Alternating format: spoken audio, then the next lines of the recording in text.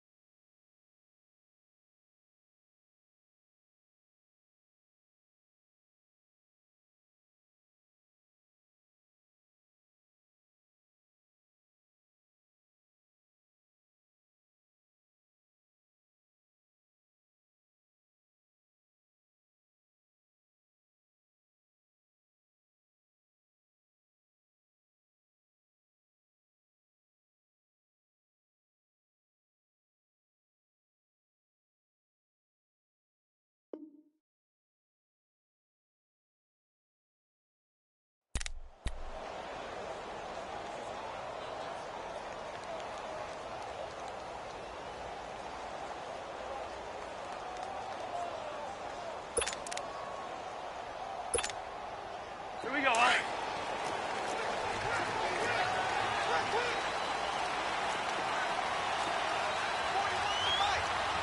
Lucky 50.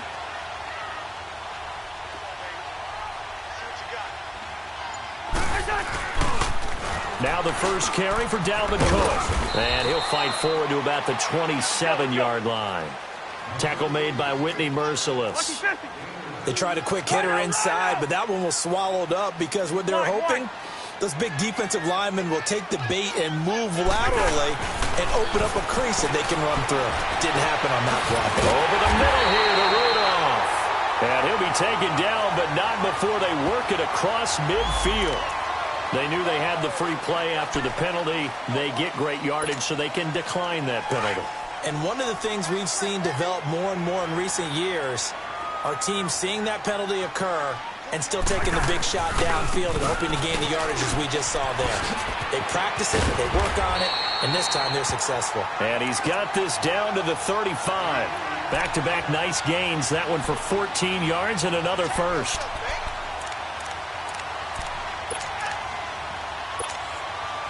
Ball up to the 35 now as they come up on 1st and 10.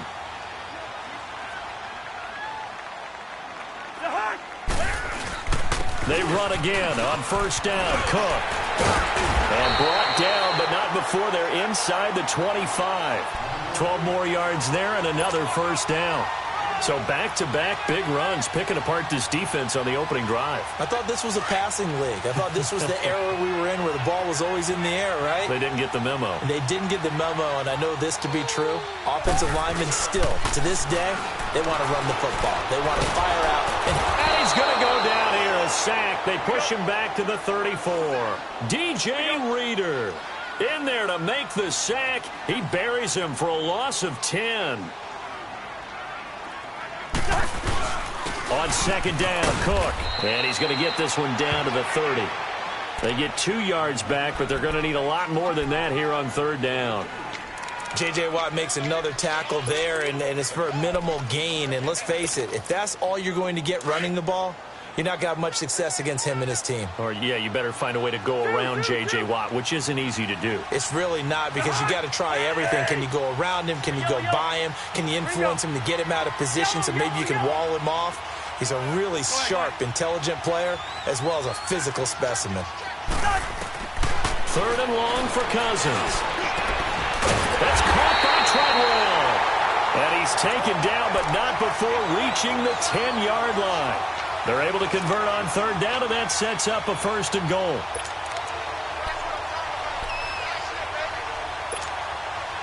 First red zone chance now for the Vikings. They've got a 1st and goal from the 10-yard line. They'll run with Cook. And a short pickup there down to about the 9. Only a yard on the pickup there. 2nd and goal. Defensively, pretty good start there with their backs against the wall. That's a win for the stop troops right there. And if I'm them, I get a little bolder now. They won the first battle. Keep coming after them. Put the pressure on them. And the ball situated at the 9. Second and goal. Leave it. Bring up 48. He'll get it up the middle. He pushes forward for maybe 3 down to the 6-yard line. Driven it down the field nicely here on the opening drive, but now it's put up or shut up. No doubt about it, because to make that type of a drop. And it's intercepted at the goal line. Able to get there and pick it. And a big turnover there as his guys will get the football back. Certainly not how they envisioned ending their opening drive here in the first quarter. Too many ones in this play. First quarter, first drive, first interception thrown. And that last one, that hurts.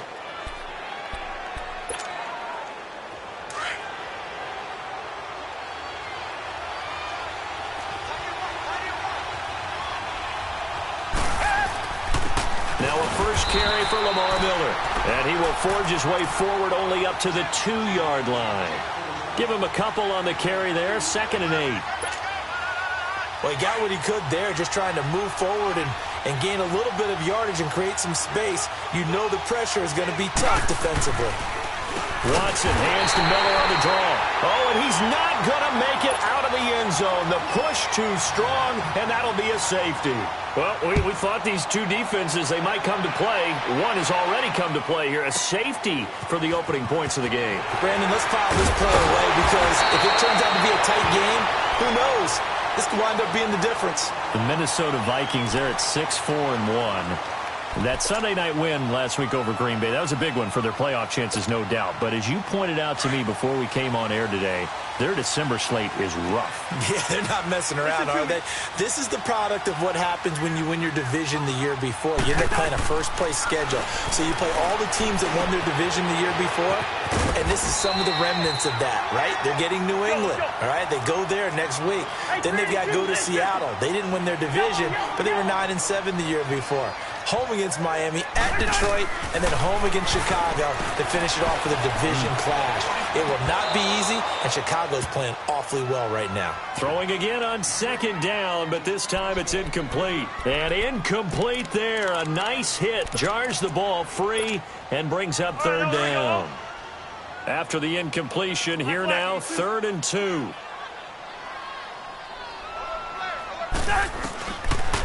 Working out of the gun, Cousins. And incomplete. The contact made the ball roam free and brings up 4th down.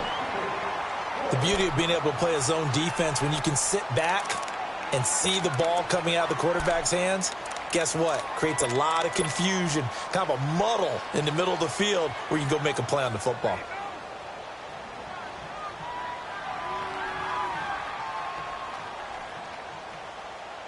And how about the call here? They need 2 yards in their own territory on 4th down, and they're going to go for it. We're going. Let's go. They'll indeed go for it. It's Cousins, and he's able to find Diggs. A curious decision to go for it, but it pays off with a 1st down. I think defensively you're okay with that. You're in the first quarter. He's going to get some catches, but they rallied to him quickly. And that's what you count on, and I like what you just said. First quarter, can you do it all game long? They catch it, you tackle them, they go down on the spot. Because when you're able to do that and you don't give up big chunks of yardage after the catch, now you put the offense in a position where every series they have to work hard to pick up 1st downs, and you tend to stall them out when you do that. It's a pickup of 16 there, and it'll lead to a new set of downs. So they go from one 42-yard line to the other as they come up now 1st and 10.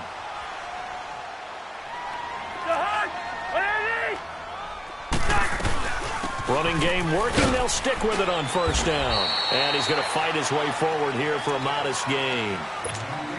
He'll get a nice chunk there on the 1st down run, and it's 2nd and 4. Well, they're making an effort to get the ground game going tonight. So far, it's working. I like what we're seeing from the offensive line. They seem to have the leverage.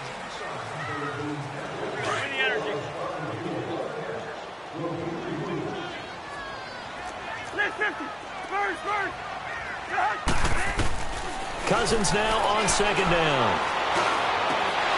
Looking middle, and it's incomplete. Seems like this defense, especially the secondary, has really been contesting about every throw in this first half. Remind me of a good half-court defensive basketball team. Every time a pass is thrown, they're right there in good defensive position, able to affect the play. Now they face a 3rd down and 4 after that incompletion on 2nd down. They'll run it. Here's Cook. Call it no gain there, and it leads to a 4th down. We've seen this offense go for it on 4th down already on this drive. I wonder if they'll go for it again. They certainly wouldn't rule it out with these guys.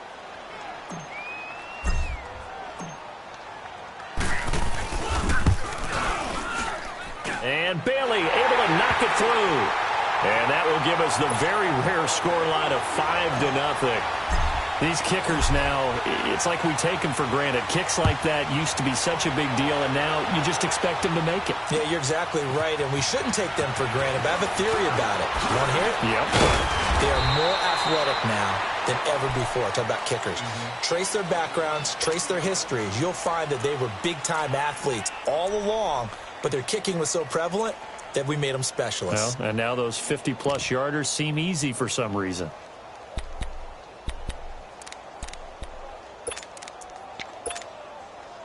Watson will bring up the Texans here, 1st and 10 at their own 27.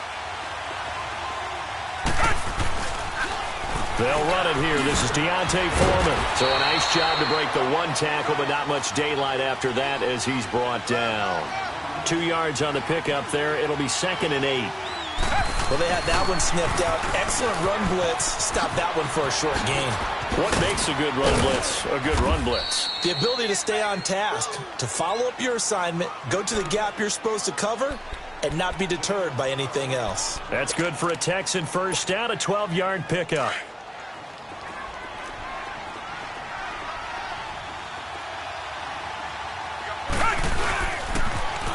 On the toss, here's Foreman. So he got free of 1 tackle, but couldn't do a whole lot else. Call it a gain of 4 on 1st, and that'll make it 2nd down. When we see those runs to the perimeter, when we see those runs to the edge, we think about big breakers, don't we? In this case, it was a modest gain, but it does open up possibilities here on 2nd down. They'll try the air now with Watson. Throwing right side, that's complete. Demaryius Thomas. And he'll be brought down just shy of midfield at the 49-yard line. That catch good for 5. It's 3rd down. I always laugh when people say, what's the toughest route to defend? And I'm like, any of them, especially if it's a good receiver.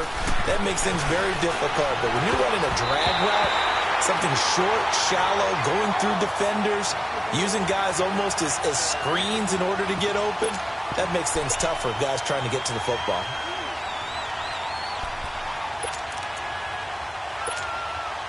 And how about the call here? They need 2 yards in their own territory on 4th down, and they're going to go for it. And they'll run for it with Miller. And he gets it down to the 48, enough for the 1st. A curious decision to go for it, but it pays off with a 1st down. 4th and 2 is normally a passing down, but in this case, they decided to give it to their running back, and he did get the 1st down, although not by much.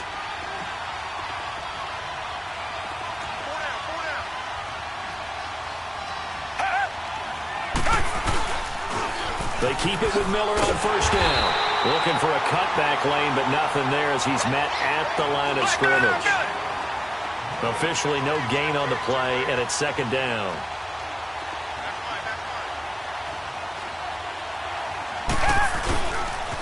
On 2nd down, here's Miller. And they'll get him down as he's inside the 40.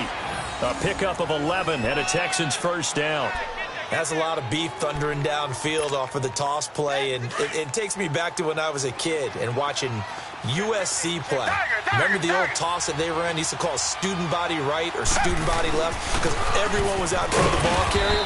In fact, one of their favorite plays, it was called rose stem right or rose stem left, depending on the formation, 28 toss. And 28 toss was their bread and butter. They don't need to run another play here before the 2-minute warning. Let's see if they do it anyway.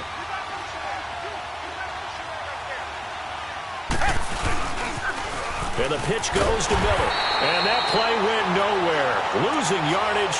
It'll be back at the 36. 2 minutes remain here in the first half. More from Minneapolis after this. So third down, they need to get to the 28 for a first.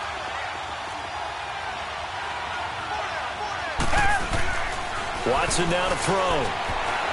Eluding the pressure right. And he's got the completion to Hopkins. And he'll be out of bounds about a half to a full yard shy of the 5. They're able to convert on third down, and that sets up a first and goal.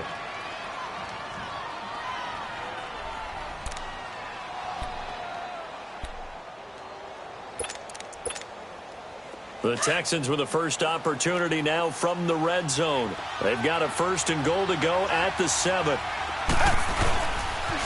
Now a toss play. This is Foreman. And he's in. Touchdown, Houston. A great play there. A 6-yard touchdown run. And the Texans are in for 6. And they're able to run it in. It started with a battle in the trenches. They won there, and they got in for 6 points. And that's going to be a tough one for the defense to deal with. They've got to go to the bench now and figure out how are we going to slow down this running game, because on that particular play, they had no answer. The Minnesota Vikings offense coming back onto the field, and they got that win last week over Green Bay, 24-17 to improve to 6-4-1. Yeah, and everyone's looking at their playoff chances and what their options are, and everyone, rightly so, is focused on their schedule, because down the stretch, it won't be easy, starting with at New England and then going to Seattle in a primetime game. So let's see how they handle that. But this comes back to one person. It comes back to Kirk Cousins, the big free agent acquisition in the offseason. Can he be that piece that pushes them over the top as they expected? Will he play to that level down the stretch? He's playing pretty well right now, and Stephon Diggs and Adam Thielen are giving him great targets on the perimeter. 23 yards on the play. Cousins now 6 of 10 in this first half. He's got his guys a first down here. They run the counter with Cook. And he goes across midfield and down into Houston territory. 2 yards on the carry there. It'll be second down. Early down stuff to put this offense in a precarious position. We know that securing the point of attack, especially against the big-bodied guys in the middle of this D, has got to be priority one. Now a second down throw for Cousins. And Rudolph has it left side. And he'll be brought down, it looks like right at the 40. That catch good for 5. It's third down. Well, they're unable to convert that into much, but it's never a bad idea to try to get the ball into a tight end of his caliber's hands and see what kind of disruption he can cause. And now we won't see a play on first down. We're going to get a timeout instead as they stop it here with just under 40 ticks to go in this first half. Cousins going to come up on a 1st and 10, and he's 4 for 4 now, throwing the ball to start the drive. Zebra. From the red zone now, Cousins. Buying time to his left. The left side caught by Diggs. And he'll go down here at the 12-yard line. 7 yards, the pickup on the pitch and catch. And that's why you do all the drills that you do from the quarterback position, because you're not going to just throw to your strength. The right-handed quarterback naturally will want to move to the right side to throw the football. But sometimes you've got to go left, and that's exactly what happened on that play. Forced to his left, still able to accurately throw it downfield for a completion. Now a second down throw for the end zone, but it's incomplete.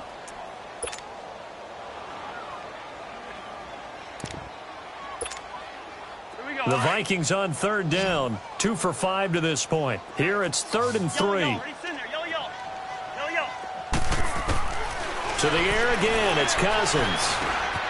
Caught out left side by Robinson.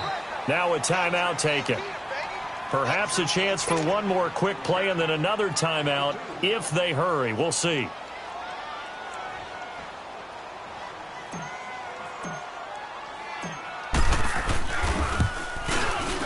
And Bailey able to knock it through.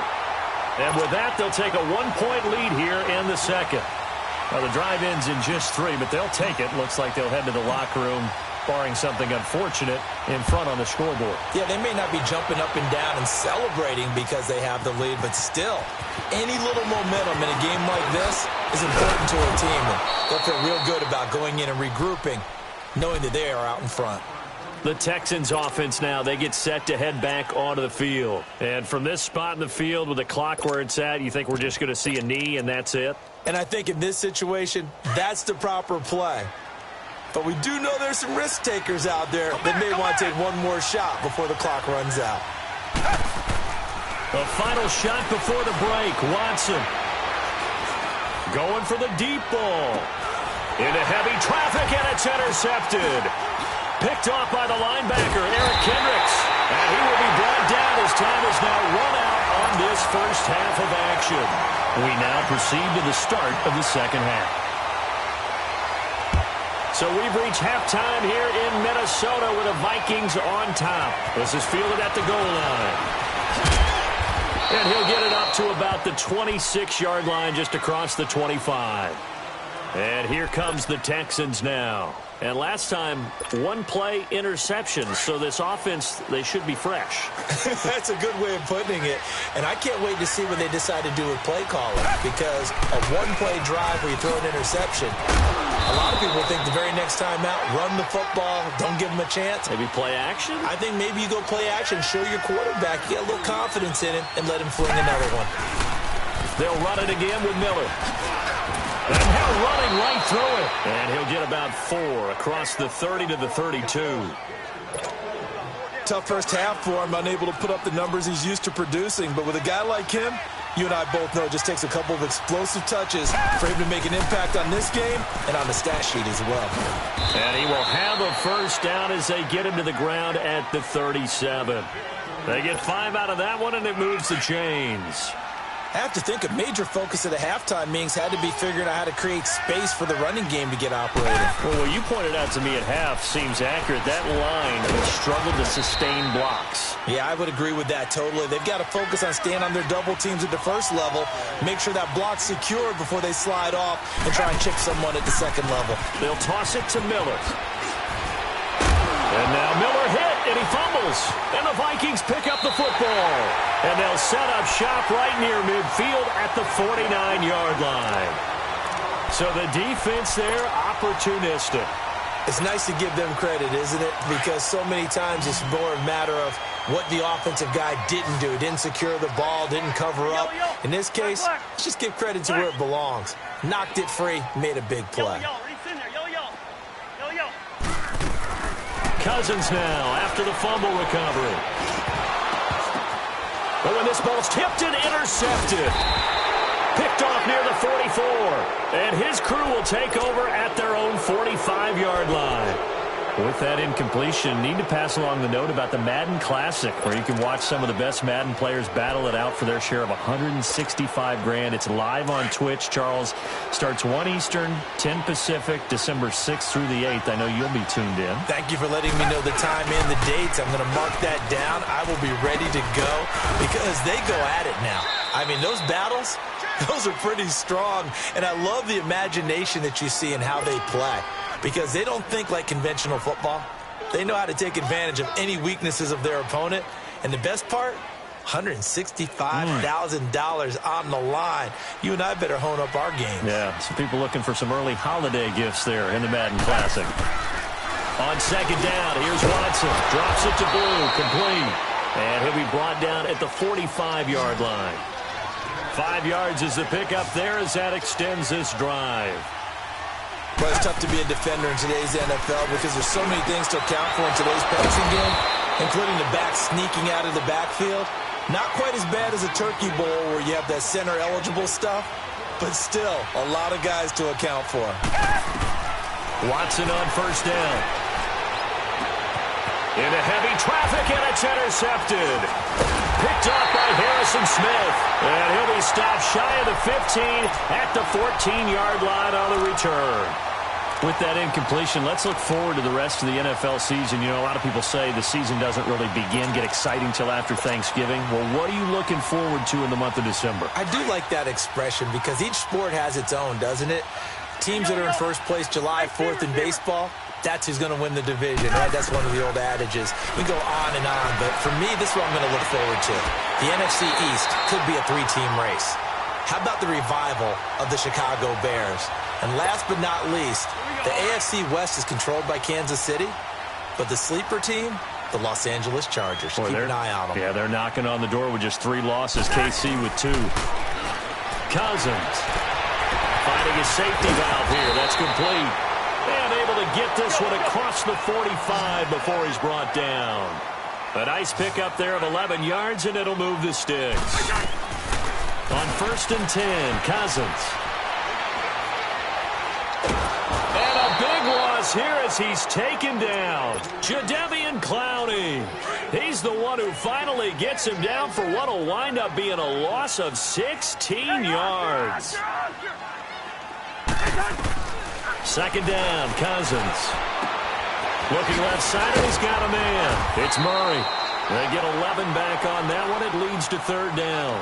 Brandon, more and more offenses are going to the philosophy of using every inch of the field to try and spread things out. And when you're running back and catch the ball as well, that can only help your offense.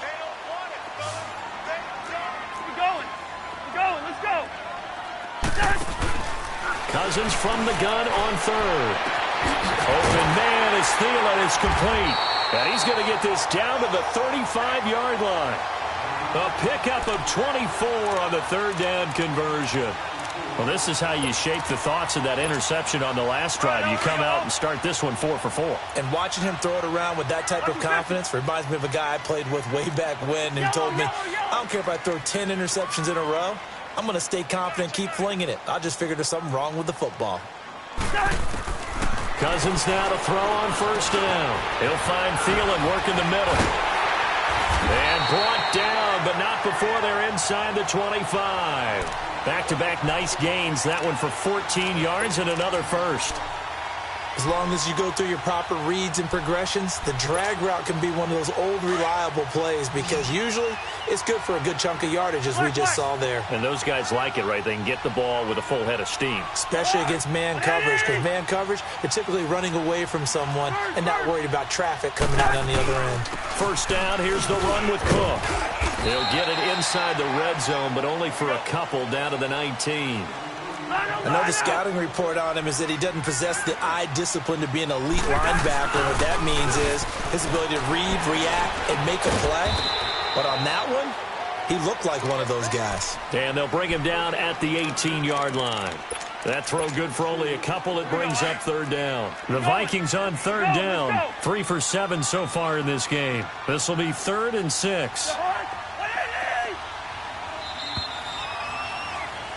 And we return, welcoming you back to Minneapolis. The Vikings on 3rd down. 3 for 7 so far in this game. This will be 3rd and 6.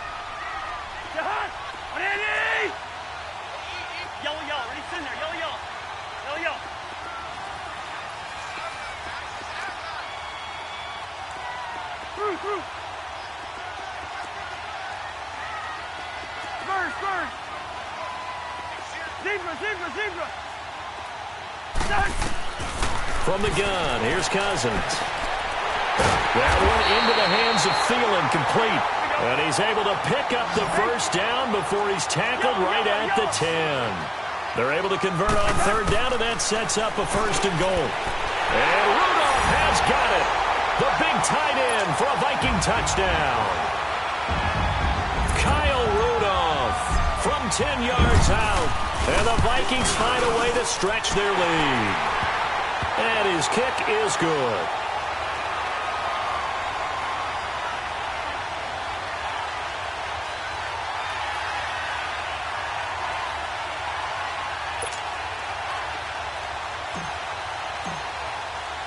Bailey now to kick this one away.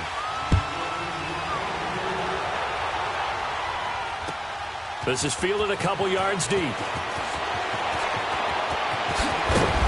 And a good return as he'll be stopped just shy of the 30-yard line. Out comes the Houston offense as they get set to take over here. And they've sort of lost their way, partner. How do they recalibrate and get this proverbial train back on track? Well, this is where leadership really comes into play. How's the head coach handling it? The offensive coordinator? Sometimes they just make a joke. All right, guys. The Vikings after him, and they get there for the sack. Everson Griffin in there to bring him down for a loss of 7.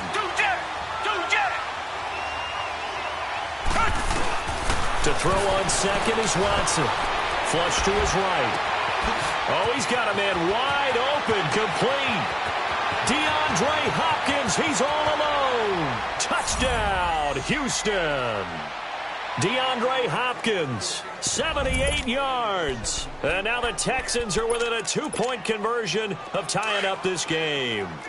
A big spot now for the Texans as they'll try for 2. They're going to try and run for it. And he will get into the end zone for 2. And this game now tied here in the 4th.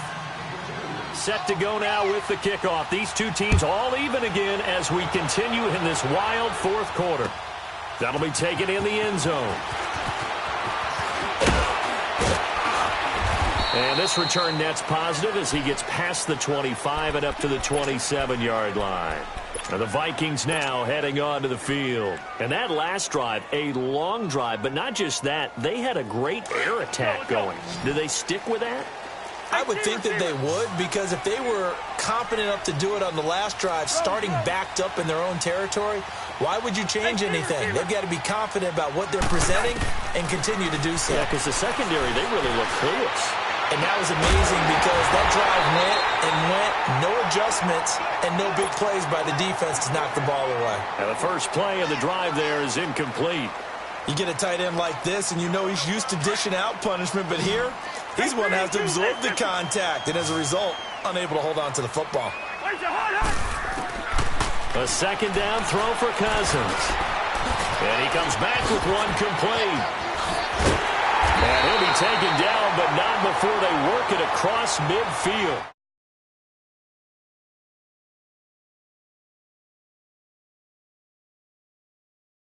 The drag route can be effective when it's run well.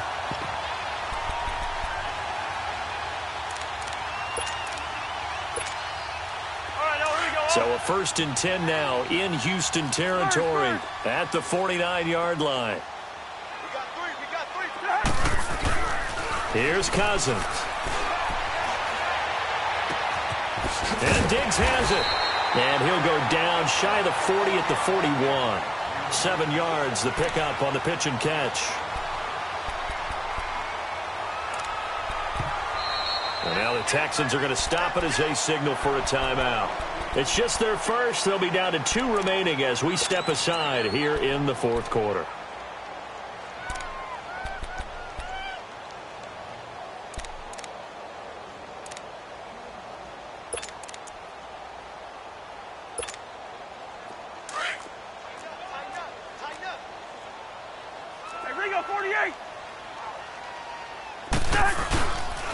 A give. This is Cook. And he is met at the line of scrimmage, and he goes down right there. Call it no gain that time as it's going to leave him with a 3rd and about 3 to go.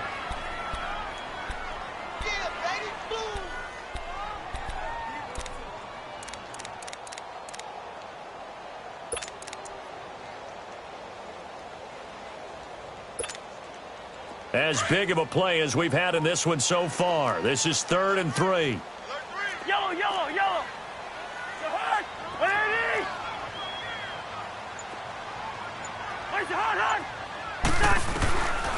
Working out of the gun, Cousins.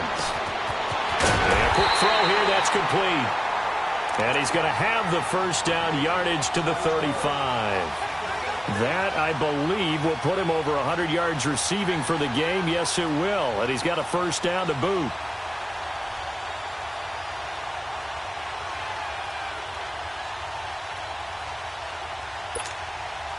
They don't need to run another play here before the 2-minute warning. Let's see if they do it anyway.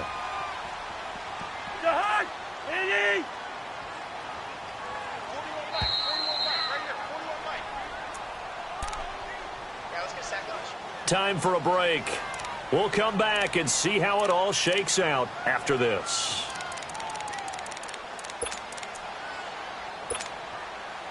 Ball up to the 35 now as they come up on 1st and 10. Listen to me. Cousins on 1st down. He's going to flip that out to the flat. It's complete. And this time not quite to the 30. It'll be down at the 31-yard line. Whistles now and a timeout. So defensively they burn it here with 1:51 left.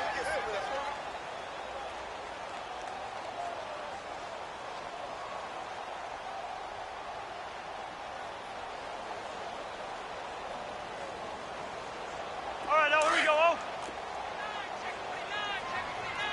Quaker Omaha. Two. Cousins. The throw left side complete to Treadwell. And they'll be inside the 25 now at the 24. Cousins able to connect with Treadwell for a Minnesota first. The Texans going to signal for their 3rd and final timeout. And they'll be disappointed to have to burn one there after giving up the 1st down. Cousins going to come up on a 1st and 10. And he's 5 for 6 now throwing the ball on this drive. They give it off here to the tight end. And he'll be taken down near the 20 at the 21. Give him 3 on 1st down. It'll set up a 2nd and 7.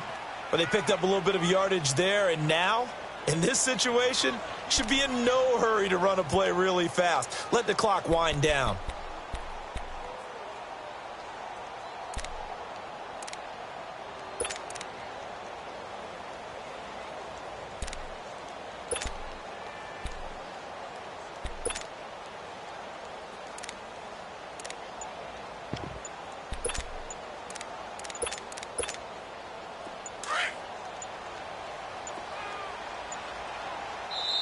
And the play clock becoming an issue, so Mike Zimmer's forced to call a timeout. As they get it with under a minute to go now in the football game.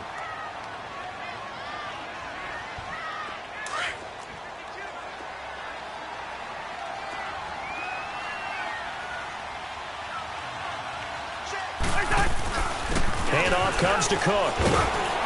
And he'll get him inside the 15 down to the 14-yard line.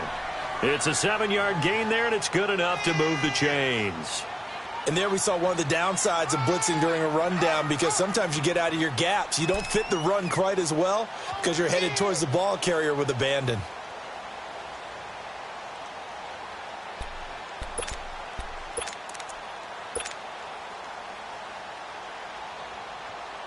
And I don't quite know what's happening here. It's a 1st down, but the field goal team is out onto the field.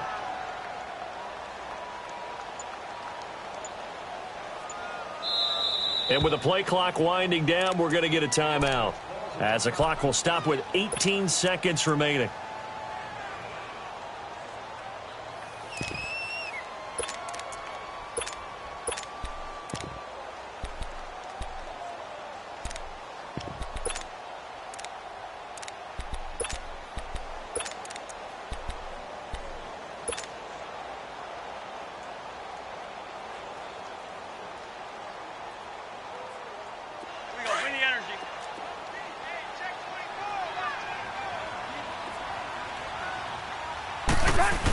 Right back to him on 1st down.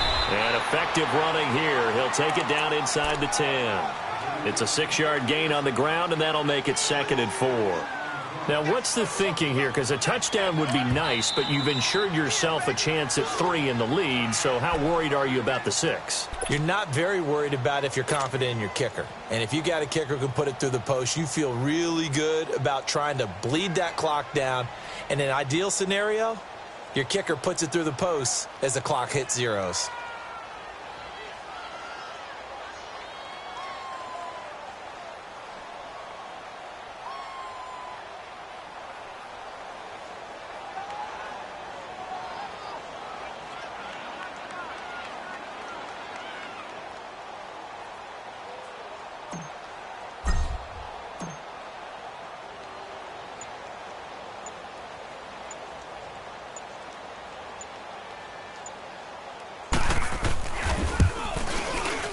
His kick is indeed good, And it's celebration time on that sideline as they have taken the lead in the final seconds. And I tell you, when it comes to needing a field goal in closing seconds, pressure situation, there's something to be said for having a veteran kicker trot out there. Agreed. It's so nice to have someone you can rely on, someone who you know has done it before. And this guy's as cool as they come, isn't he? Well, this one, partner, was fun down to the very end. They got the points late, right before the whistle. Then the ensuing kickoff. They were hoping for magic on the other side, but couldn't get that spark. Fun if you won, and fun for us, because we got to watch it and call it. That magic that you were talking about didn't occur at the end, but what a game all the way through.